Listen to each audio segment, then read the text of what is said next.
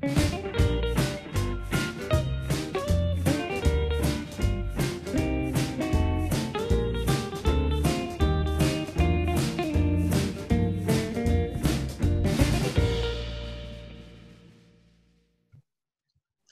everybody, it's KD and I'm back for a special episode of Girl on Fire.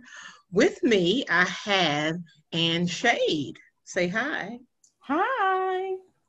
So we have a nice little lineup for you. We got three sauces actually, and these were all her idea. So I'm going to show everybody each one. This one is called Queen Majesty. It's a jalapeno, tequila, and lime hot sauce. It sounds like it's going to be very tasty. Okay, the next one is Hell Yeah, I'm Hot. It's got a little woman on the cover, you know, and all that. This one sounds like it's going to be tasty too. Let's see what it's got in there. I think, yeah, it's got habs in there, but it's going to be sweet too. It has berries and maple syrup. So that should be interesting. And the last one we have is Marshall's Halt sauce. Hot, whatever you want to call it.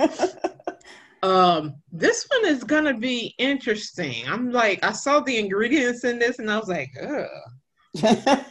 So I don't know about this one. We're gonna have to see. We're gonna have to see. It's got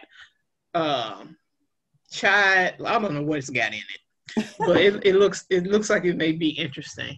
But and they're all done by women sauce makers. Yes, I was just about to say that. Yes, and I was like, oh, I've had Queen Majesty sauces before. They make really good sauces. They're really good Caribbean type sauces. So I've had those before. I haven't had any of the others. I'm not familiar with them, but I hope they're good.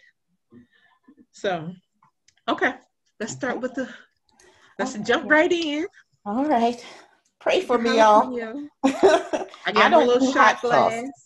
I'm gonna admit I don't do hot sauce. I mentioned that to you. Yes. So which is going to make this even more interesting. Yes, to the embarrassment of my family. So, shame. A little on a chip, so I don't kill myself too much. Oh, it smells really good. It does.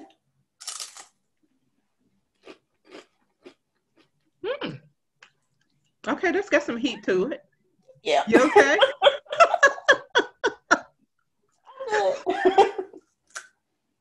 That's got some heat to it. It's not a lot, but it's got some heat to it.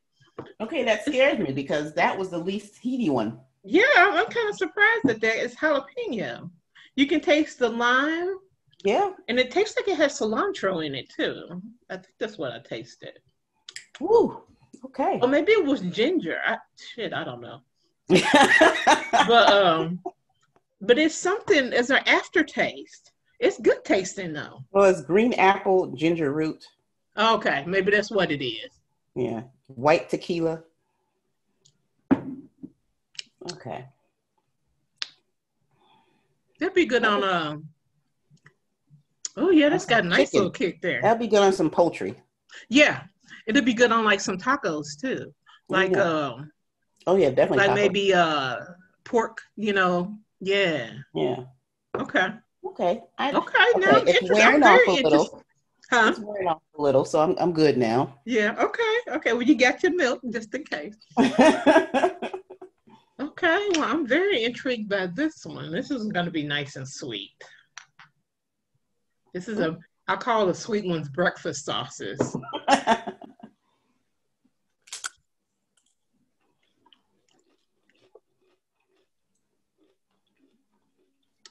Okay, there was barely any heat to that one. Yeah. Oh, well, it hits late. Yeah. I was just about to say that. I don't taste a lot of sweetness, though. Huh?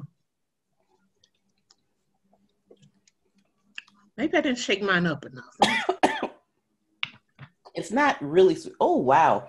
There's some heat to that one. I'm getting the sweats here.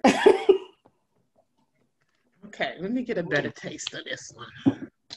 Yes, I put my finger in the bottle, everybody, there. I did the same thing. Yeah. It's a little sweet. It's got some heat. Oh, goodness. It's not overly sweet. but it's got some sweetness to it. Woo. So Okay. yeah, So this one's gonna scare me now. this one I think is kind of like it's got Charlie rice wine vinegar in it. Ooh, the other one's still burning. Give me a minute. Okay, okay. Now, this one has bird's eye chili in it, which is hot. Mm-hmm. So we'll see. Well, it said it was a 6 out of 10 Uh-huh. on the heat index. Well, we'll see. We shall see. Okay. Woo-hoo. That other one's still trying to burn its way across my tongue. I think it's just mixing the both of them. Just kind of compounding things. Yeah. Okay. That one was kind of thin. Ooh, it smells spice hot. It Does smells. it? Mm-hmm. Ooh. That's unique. It actually smells like steak sauce. Oh, it does. Okay. I'm gonna drop a little. It kind of tastes like steak sauce too. Yeah. Okay, there's the heat. That's interesting. I don't know. That's different. Okay, I'm not dying. See, I told you. I told you, to the embarrassment of my family, my mother, my father, I have 5 sisters, 1 brother, cousins, they all eat hot sauce. Nieces and For nephews. real? I'm the Now, do only they eat hot sauce, just your regular Louisiana hot sauce? No, Or do they they will try anything. really? Yes. Yes. Ah, well, see, My you have mother's to point. favorite is that what is it? Starts with a C. Choku. I can't. It's got the little red wooden top, like the cork top. I don't know. CHOCULA, chocula, or something like that. Oh, I don't know. I've never heard of that. It's like I can't remember. It's my mother. She always has it in her cabinet. She never has the Louisiana hot sauce. She always has that one in her cabinet. Huh. Oh, okay. I think I know what you're talking about. I think, yeah. I think I know what you're talking about. I can't pronounce it either. Yeah. But I know what you're talking about. I didn't think about it. I can't pronounce it. Well, that was pretty good. That was pretty good. The hot flash towel. Everybody fan Ann. Let's give her a virtual fanning. See, that wasn't that bad. You could have been. It could have been ghost peppers or reapers. You wouldn't have been able to finish talking. This would have been done. But see, that would have made it a lot of interesting though, because yeah. Well, my nose is starting to run now, so we'll see how much. Okay. I had Serena Bishop on the time before last, and we tried it was hot for me. So, and she tried it, and she's like, she had some ranch dressing. She drank the ranch dressing. She was painting her lips with it and everything. So it was hot. It stayed with you. So, and I had her do a reading just to mess with her because I knew it was going to be hot. So, oh my goodness. Yes, Serena, if you're watching this, I did that on purpose. Okay.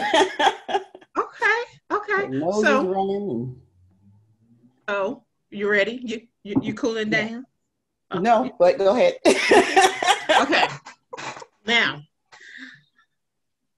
tell us about how many books have you written? With Bold Strokes 1, Femtales. Okay. Currently is the current one. Okay. And then have you been published before?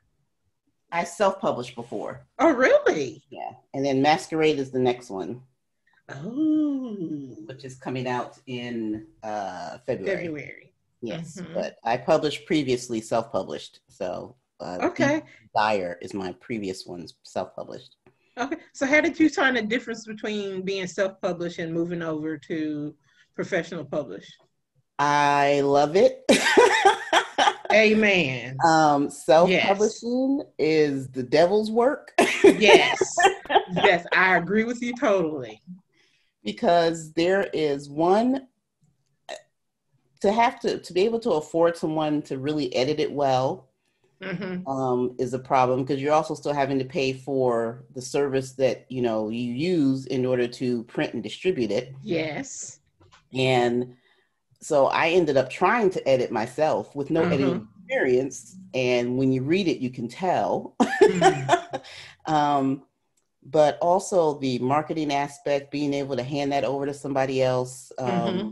You know, I still do my own, like, so as you know, on social media, I'm very Mm-hmm. active on social media, but having someone else handle the big part of it, you know, Mm-hmm. the appearances and, you know, all that stuff is just so much It easier. is, isn't it? And I've thought about doing self-publishing in between when I was trying to decide if I was going to stay with Ilva and you know, or go to Dirt Road Books. I was kind of Mhm. like teetering, you Mhm. know, on the edge there. And I talked to a few people, and they were like, "Oh, all you have to do is this and this and this," and you know, I was like, "That sounds like a lot."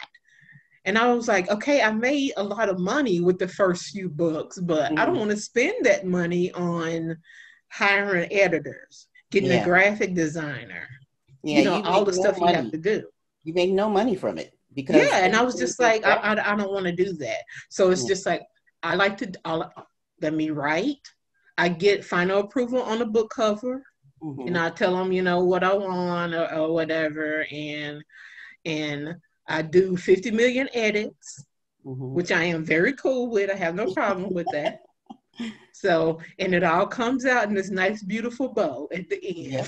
So I am very cool with that. That's the one thing I had to get used to, was the editing, because I had Mm-hmm. to, which is, you know, I try and tell a lot of people that editing is not trying to make your work look bad, or trying to make you feel bad about your work, or trying to Mm-hmm. downgrade your work. It's trying to make it better. So Yes. you have to be able to take the criticism for what it Yes. is, and to, you know, make the changes that you need to make, and not think that they're trying to, like, because there are some publishing houses that will completely want to change your story. That's true. And, you know, That's because true. they say it's not marketable. It's a phrase. Yeah, I've heard writers say this before. Yeah. Yes. Yeah. Yeah. So I have not had that experience. And that's good. Yeah, yeah. So this has been really good. It's been good for my ego. It's been good for my writing, because I feel confident now. I Mm-hmm. feel like, you know, I have someone who's got my back. So, you know, I'm quite happy being published with a Okay. published I don't blame you. So did you submit to Bow Strokes book, or did they come after you? No, I submitted. Okay. I wished and watched about it for about a year. Uh-huh. And because I was going to self-publish again, and then I got laid off from my job, so I didn't have money to self-publish. Oh, yeah. And so the manuscript sat on my computer for a good year or so Wow. before I even looked at Bolstrow Books to even do it. Because I said, well, let me see if I could find a publisher. Mm-hmm. Um, you know, the big publishing houses were like, oh, great story, but not what we're looking for right now. So yeah. Just say So just say fucking no and just be yeah, done with it. exactly. Don't blow smoke. I mean, you know, just Exactly. really. Just tell me what you don't like about it, what, you Yes, know, exactly. going.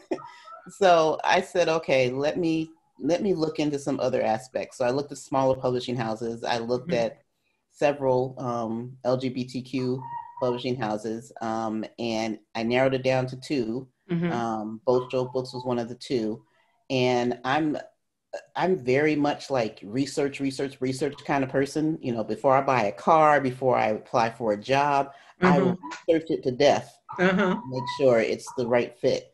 So I researched. I even contacted Missouri Vaughn because I was following her on Facebook. So Uh-huh.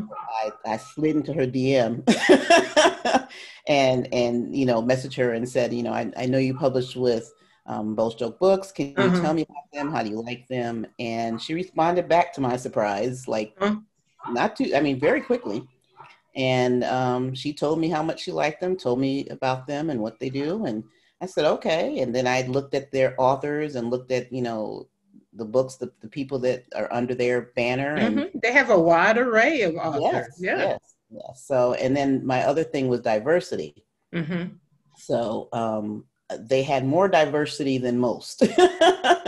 They do. I mean, which Yeah. both strokes. Don't take this the wrong way. Hmm. Yes, you have more diversity than most, but it's still not enough. And you guys know that. I've told you that. Yes. Yes. So, No. Rad, Rad knows we that, had that and discussion, and they're moving forward, and they're yeah. doing, opening themselves to new and bigger and different things, which is very Yes. good. Yes. We're So, trying. We're trying. yes, So, yes. and I'm So, glad to be able to be helping with that on on a mhm. project. So yeah. Okay. So, tell me about Femtales. So Fem Tales is based on three classic fairy tales. Mm-hmm. And the first is based on Beauty and the Beast. It's called Beast. The second is based on Sleeping Beauty called Awaken. And Mm-hmm. the third is based on Cinderella called Stiletto. And Oh. they're all done with a modern twist with Uh-huh. all African American lesbian characters. And I changed up the story to make it a little more believable, a little more modern. Mm-hmm. For Beast, it's is a rapper, Ebony Trent. Her rap name, Really? yes, Ebony the Beast Trent. The Beast is her rap name. Uh-huh. She's a former rap artist turned music producer, Mm-hmm. and she has a family member who's gotten sick, and she has to hire a nurse. Mm-hmm. And Belinda Jansen is the at-home care nurse that she ends up hiring. And they don't start off getting along very well in the beginning. But things of course change because each one Mm-hmm. has a happy ending. But they have a tough time getting to that happy ending Mm-hmm. because Ebony has a lot of issues. She has abandonment issues because her mother abandoned her and her little sister when she was like 16. Oh So my she had God. to she had to raise her little sister on her Mm-hmm. own. And with the help of a neighbor, an elderly neighbor, they kept DIFAS from Children's Services finding out, and taking her, putting them in foster homes. So she Wow. basically, she did things that she had to do, whether they were illegal or legal, to raise her sister. Yeah. But in the midst of all that, she was also trying to start a little rap career. So she was doing a Mm-hmm. lot of underground rap shows. And she was known for her hard, rap lyrics and her truthfulness in her lyrics, but she was Mm-hmm. also known to not curse, to not use the N word. So she managed to be able to get her point across without having to. Without all that, Yes, yes, yes. yes. Okay. Belinda doesn't have much issues. Her mom passed away when she was about 8, so it's just been her and her dad. Her dad's a doctor. Her dad happens to be the family member's doctor, and Mm-hmm. he recommends his daughter as the nurse for the family. Okay. So he kind of, Going along with the Beauty and the Beast thing. Yeah, yeah, yeah. exactly, exactly. Uh-huh. Uh-huh. The second one, Awaken, um, the Sleeping Beauty fantasy. We have Chase Carmichael, who is a world-renowned chef. She has a soul food restaurant in Harlem, and she meets Serena Frazier, who is a Southern belle who has moved to New York from Georgia Mm-hmm. on her own to start a new career and start a new life. And Serena's missing her grandma's home cooking, so she goes to the restaurant. Uh, Uh-huh. goes to Chase's place. That's the name of the restaurant, Chase's place, and ends up, loving the food, falling in love with the food. But then she also, from afar, falls in love with Chase. Mm-hmm. And she and Chase kind of like, have this, she comes into the restaurant, Chase greets her. They have like this little flirtation going. And she asked Chase, well, can you send one of your sweet potato pies to my grandmother? Just, I want her to, try your sweet potato pie. Mm-hmm. I tell her about it all the time. So Chase does that. And Mm-hmm. then one Sunday, because she comes in every Sunday, one Sunday, Serena doesn't show up. And Chase was going to ask her out on that Sunday, not Oh. knowing whether Serena was gay or not. She just wanted to Uh-huh. find out, and she was going to ask her Uh-huh. out. So she goes home later that night, turns on the news, and sees a story about a young woman who's attacked in the park and is currently in the hospital in a coma, and no one knows who she is. So Chase recognizes her, Mm-hmm. and immediately, she has her grandmother's number, so she calls the police in the hospital and says, well, here's her relative, Mm-hmm. give her a call and whatever else. So then she ends up going to the hospital and visiting Mm-hmm. Serena. And as each time she visits her, she becomes more and more drawn to her. Mm-hmm. But Serena's in a coma. So, Wow.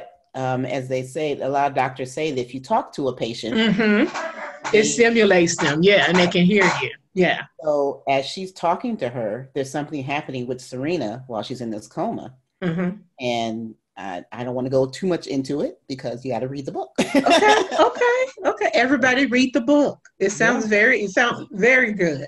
Okay, so tell us about the last story in And the it. last one is Stiletto, which is Mm-hmm. based on Cinderella. Mm-hmm. It is, and they're all connected. So Chase is actually Ebony's friend from the first story, her best friend. Mm-hmm. And then the next character, Cass, from the Stiletto, is actually Ebony's boss. She owns she owns the record company, but she's also her friend.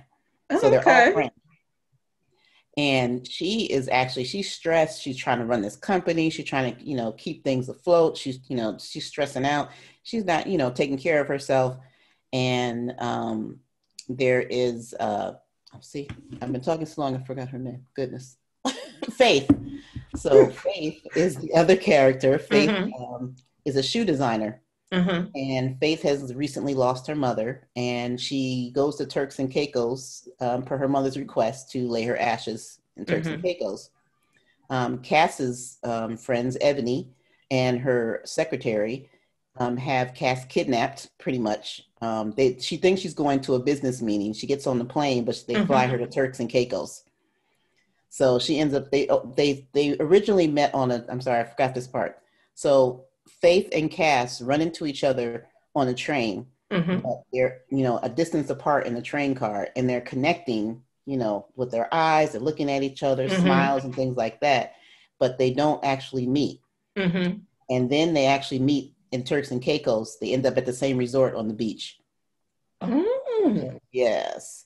So, but the Cinderella aspect of it is Faith's mom's passed away, but her stepfather and his daughters are trying to take her mom's fortune. I knew it had to be some kind of twist with that. Yeah, I knew. I was like, okay, where are the stepsisters? No, there's the stepsisters. And Faith is battling with that, having to deal with that. But then there's a twist that connects Cass within that whole thing, which I will not go into. Well, don't tell me. Yeah, please don't tell me. I really look for. And when I hit my inevitable writer's block, I will push yours forward to be the first thing I read, because now I'm just like, ooh, yeah, okay, very good. I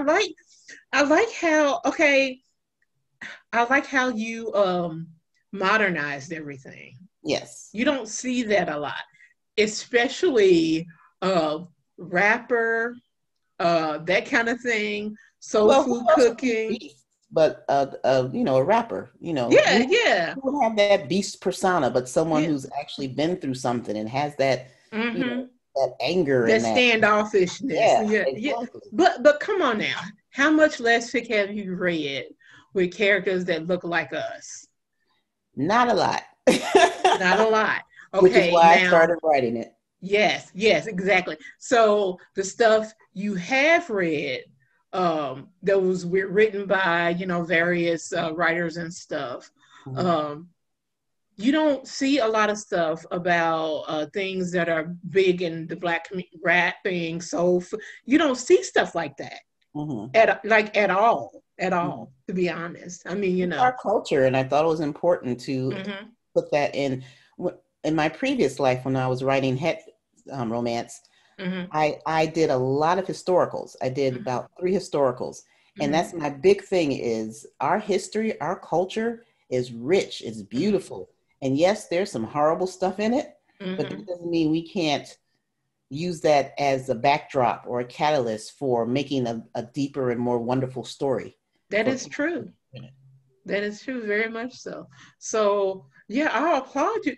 Even the book cover, when I was talking to Astrid, when I was writing Pink, which has a Black butch character, and we talked about it, and she was like, all your other books have done well. She's like, this one is not going to do well. but it's an important book. It's one of your best books you've written, so we're gonna publish it, you know. And so, and we talked about the cover. And I was like, well, you know, I want to have a Black person on the cover. And she didn't deny me that at all. You know, Mm-hmm. she was like, you know, there's going to be a strike, you know, because it doesn't sell well. It Mm-hmm. hasn't for, you know, a long time. She says, unfortunately, you know, a lot of readers are not enlightened. And when they see a cover with somebody who doesn't look like them, they automatically think, I'm not going to be able to relate to this. Mm-hmm. So I was like, well, the book is written. I mean, you Yeah. know, I'm not going to Yeah. tear it up, you know. So they published it. They had a Black woman on the cover, you know, white lady that, you know, in the back. It wasn't a romance by any means, Mm-hmm. but still, you know. But yeah, I mean, it didn't do well, but I think it's still some of my best work. Yeah. I think part of the reason why I didn't do well is because it wasn't romance. It was just drama. It was, you know, it wasn't, I mean, it was kind of on the edge of erotica, Mm-hmm. like in between drama and erotica. Yeah. So I knew, but still, to date, I still think, you know, yeah. And after like after after crossing lines, after blurred lines, when I finally figured out, hey, I can write about people who look like me. You know, what the hell am I doing? I mean, you know, why can't I write what I know? I mean, you know, I'm a black woman in an interracial relationship. Why couldn't I write about that? Yeah. You know, and I said, okay, that's what I'm going to start doing. And that's what I've been doing ever since. So I applaud both strokes for putting, you know, Black people on the cover like that. You don't see that a lot. Yeah. You do not. You Well, do I not thought it was very still. important to me because actually the photos on the cover I actually took. That's Mm, my photography. uh-huh. And those are people that I know that are in my life. Oh, Uh, really? the couple that represents Beast at the top there, Uh-huh. um, I used to play football. So that's one of my teammates and her wife. So Uh-huh. that's a real life couple. And their story is Oh, so close to Beast. I was like, you need to be on the cover. oh my Um, gosh. and the other one, the second couple, this is my sister. Uh-huh. And this is one of my other former teammates. And then unfortunately, you can't see this was supposed to be a whole picture. It's Uh-huh. a woman dressed princely like, and she's on Uh-huh. a stairway, you know, reaching for a shoe. But all you have is the bottom part, Uh-huh. unfortunately. Uh-huh. She's also But you one of get the idea of the whole yeah, Cinderella thing. Yeah. yeah. But she's also one of my teammates. So I thought it was important that I had real people, Mm-hmm. real lesbian women, and women who would read this book and represent it in the best way possible. Mm-hmm.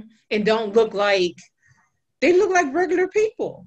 I Yeah, mean, because that they to are. me, that was a big deal because you know there's so many books out there where everybody's so thin and beautiful and blah blah blah. Don't get me wrong, I've written that a little bit, you know, but Yeah. I don't see anything wrong with you know, having people with curves and you Yeah. know, but Well, my still, but characters, the characters I have, they are curvy women. Especially Serena Serena Fraser in Awaken. She's a thick, curvaceous woman, but she's also healthy. She goes running every day, mm-hmm. you know.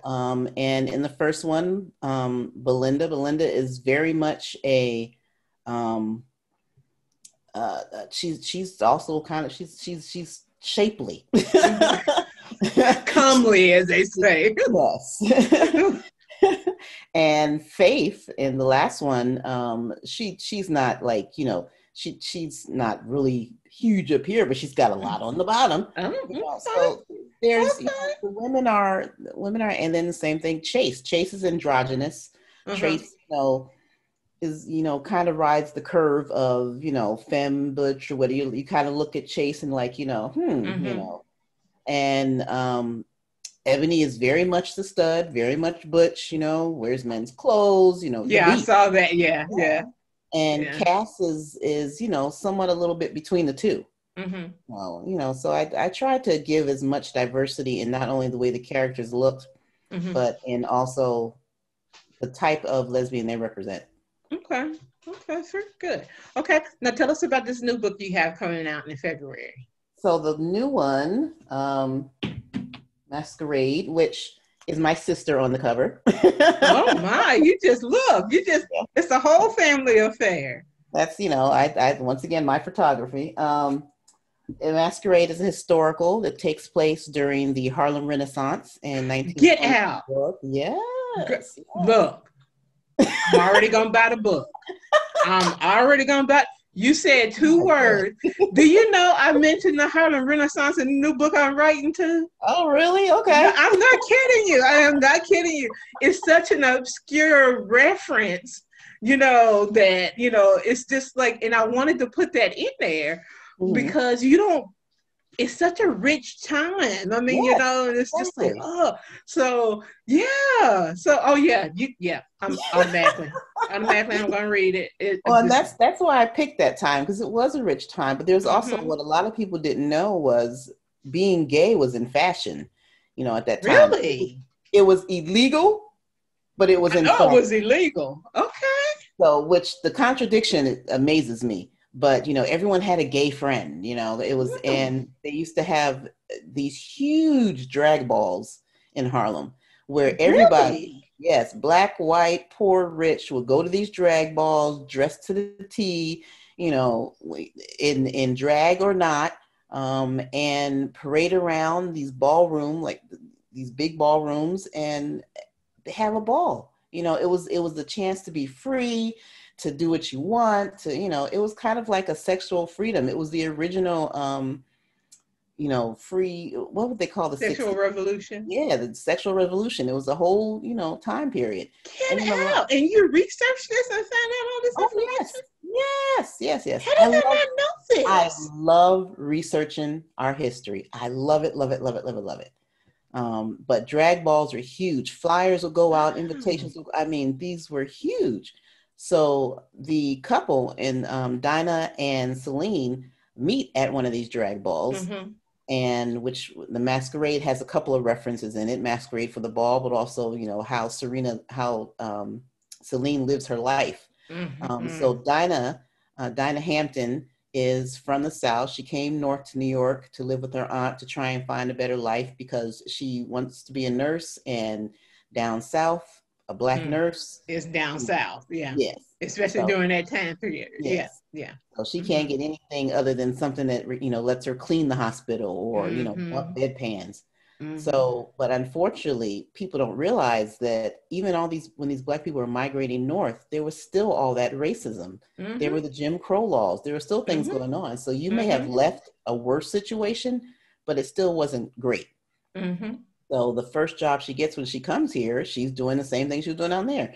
Working an overnight shift, emptying bedpans and cleaning, Mm-hmm. so she's not doing what she wants to do. So in order to make ends meet, because she wants to bring her mother and sister up, she becomes a dancer originally at a hoochie coochie bar. Oh, Yes, that's what they used to call them. The hoochie coochie I bars. know. All the little hoochie coochie girls. So, but then she gets this gangster, Curtis, takes an Mm-hmm. interest in her and brings her in his club, which is a little Mm-hmm. more upstanding, club. So it's not the Cotton Club, but it's still better than, because Mm-hmm. Dinah wouldn't be able to get a job at the Cotton Club because she was too dark. Um, Yeah. Okay. yeah. Well, there you go. Cotton Club, you There put a you paper go. bag next to their face. Yes, I They know. like, But yeah, I know. The so lighter, the better. Mm-hmm. exactly. So, Mm-hmm. but she becomes a star Josephine Baker. attraction. Yeah. Yeah. Yeah. Yep. She becomes a star attraction at this club. Mm-hmm. He's, hires her out to private parties and things like that to entertain. Mm-hmm. And Celine Montre. She's Creole, Black Oh. Creole from New Orleans. Oh. Yes. So her and her family move up to Harlem Mm-hmm. because there's a scandal, and they have to escape this scandal. Oh. So they had to leave Harlem, and her Mm-hmm. aunt is already established in New York and Harlem with her own dress shop. Mm-hmm. So Celine and her parents moved to Harlem. Her father's a tailor. He has his own tailor shop. Her mother was always the high society lady in the Creole Mm-hmm. community. And Celine makes, she also does like hats and, accessories and couture stuff. So she Mm-hmm. gets a job in her aunt's shop. And she somewhat meets this young woman, but they don't actually meet. They run into each other and they're instantly attracted. Mm-hmm. And Celine doesn't realize that this young woman is the same woman she meets later on at this drag ball. Oh. So she finds out her aunt is gay, that her aunt goes to these drag balls, not only goes to them, but some of them she helps to host. Oh my. So her aunt finds out, Celine maybe, she hasn't done anything. She's been married and, she's been trying to be the good daughter. But she's having these cravings and these needs. So her aunt kind of like helps instigate. I'm sure. Yeah. Yeah. So she brings her to the ball and she meets Sable, which is Dinah's alter ego, her dance ego. And they're both wearing masks. So they don't realize that they're the same people they met earlier that day. Dinah figures it out, but Celine doesn't know. And so they have a moment and get it connected and stuff ensues. Okay. But then we have a little clincher because we have a third woman that comes in.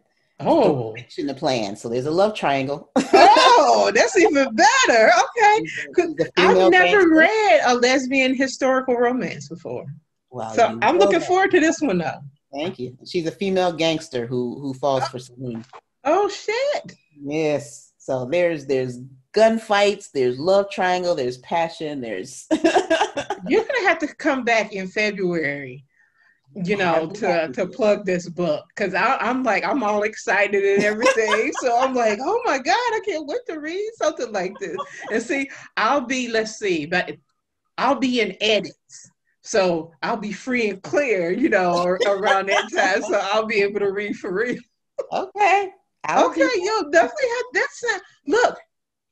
Look, everybody, jump on this bandwagon right here. I'm telling you, there's something there. Jump on it.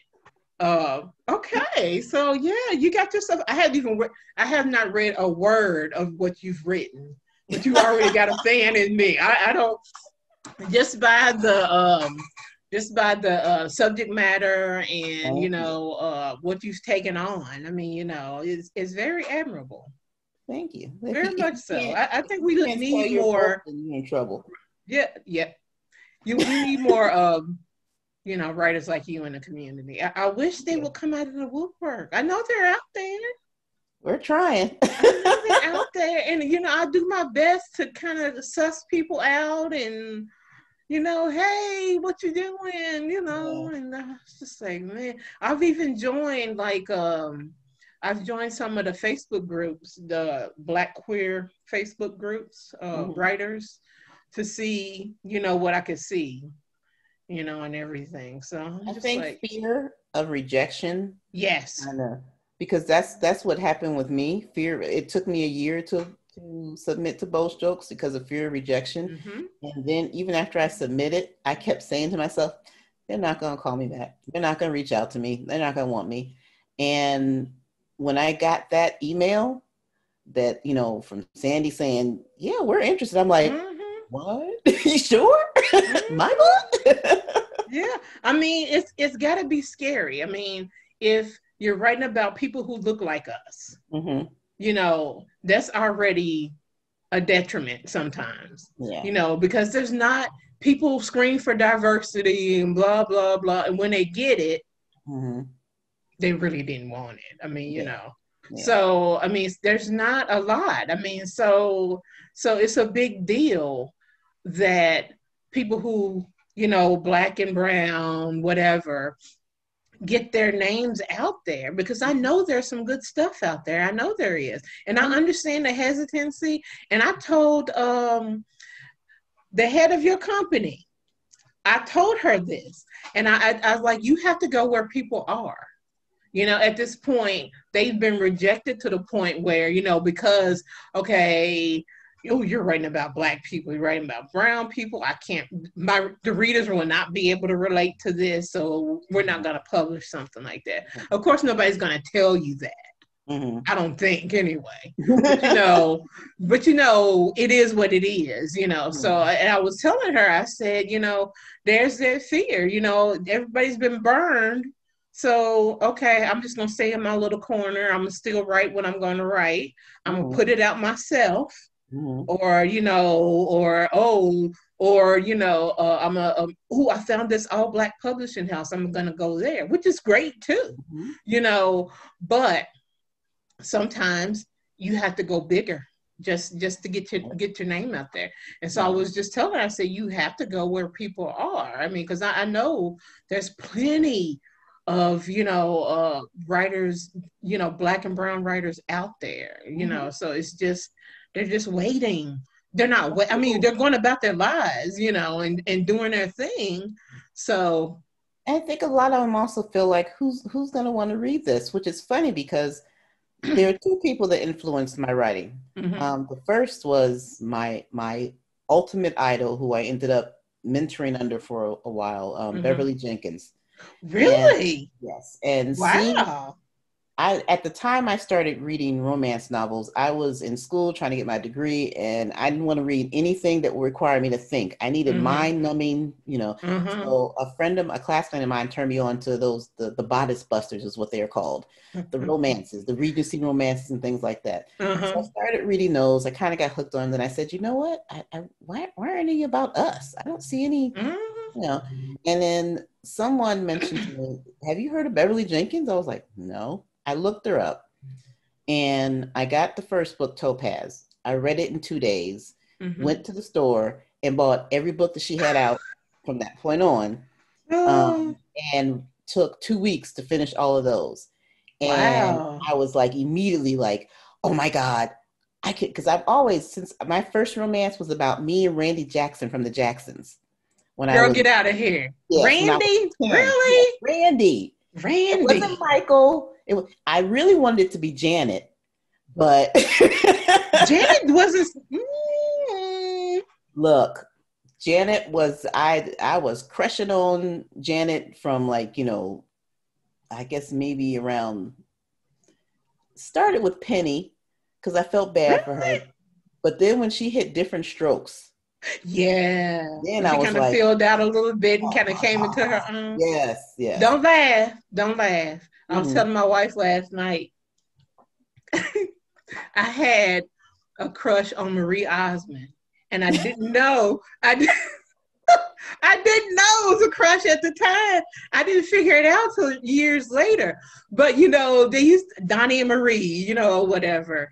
And I used to watch a little show, and I just was just fascinated by her. Yeah. And, years later, I was like, huh, how about that? Because I thought she was Well, hot. see, I I mean, was the that's same why you way. were, I was yeah. the same way, and that's why it was about Randy because I didn't think, I'm not supposed to like Janet. Randy is kind of He the was dump cute back truck, yeah. then. He He was was cute. all right, but he was kind of like the He was afterthought no brother. Michael, but when he was playing them bongos, I was like, oh. But but so I've always been writing. I've always wanted to write something. Mm-hmm, I never could see myself writing a full length novel. I would always write short stories, mm-hmm, poems, and stuff, and I would hide them under my bed because I didn't want anybody to read them or see them. mm-hmm. And when I read Beverly and I saw the Black people on the cover, I It was saw like, the, yes, it was like a light came on, angels uh-huh. sang, and I'm like, I can do this. So after I finished reading all of them, I started writing immediately. And within 6 months, I finished my first het romance. Wow. And I self-published it. Uh-huh. My sister, this is a different sister, who was an editor at the time, Uh-huh. edited romance. It wasn't edited. It wasn't edited well. Let me get. She was reading it more than she was editing it. No, I think because she worked as an editor for a textbook company. Oh, that's a whole So different kind of editing. yes. Yeah, yeah. So, point of view wasn't really known. Mm-hmm. And so I was head popping out of Oh characters' yeah, heads and yeah. so it was the typographical errors that I didn't catch. And Mm-hmm. so I didn't even like once she said she had edited it, I just made the changes she told me to make and didn't bother rereading it myself. And this is Mm-hmm. how inexperienced I was at the time. And I sent it off to the self-publishing company I was using at the time. Mm-hmm. And I went to the Romance Slam Jam, and I was leaving my book at the registration table for Beverly, and with the little note that said, "Thank you for inspiring me, blah, blah, blah." Mm-hmm. So the woman says, "Oh, she's coming right now. Why don't you give it to her now?" Did you just And die? I mean, I literally started crying. Oh my God. Now, I'm 5'7". Uh-huh. Beverly is a good maybe 5 feet, 5'2", Really? She's that 5'3". tiny? She's tiny. She's Oh. tiny. So here I am. I just want you to know that you inspired me. Tears coming off it. Oh, come here, baby. Nodding and everything. Oh my God. She's calming me down. I'm acting like a fool. I hand her my crappy edited book, Uh-huh. thinking she's never going to read it. We saw each other later that evening and at dinner, and she said, "I read the prologue and I want to help you." So yeah. So that was my first, foray into like, really getting myself inspired to really write. My second was my sister's friend had a cousin who read that actual book and loved it. She's gay, loved it, and said, "You know what? I would love to see something like this for us." And I said, maybe. So I attempted it. I started writing something. I gave it to her to read, and she was like, "Oh my God, I love this. You got to finish this." So I finished it, and it was Deepest Desire. Wow. And I self-published Deepest Desire once again, self-editing, but I finished it. Well, hey, that's something. People it was still the stepping enjoyed stone.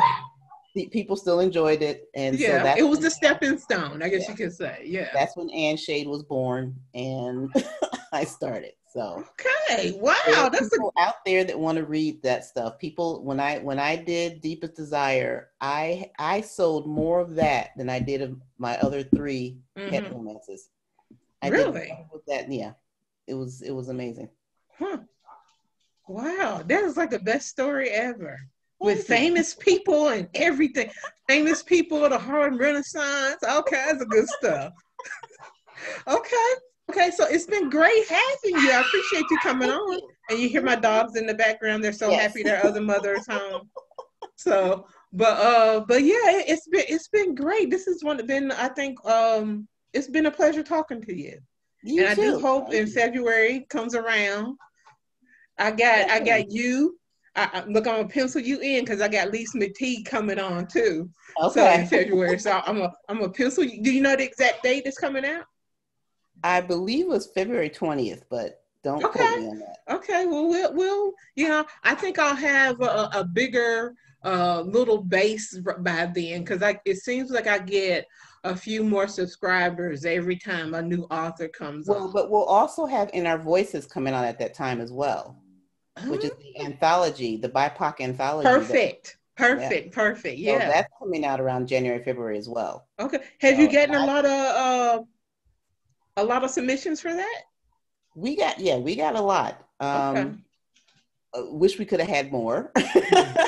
But like you said, a lot of people, are not submitting. But we have covered the spectrum of the BIPOC community. Okay, good. So, and I got to pick the stories, which was really an honor to be able to read some of these stories. And some of these stories are like, I want to see this as a whole novel.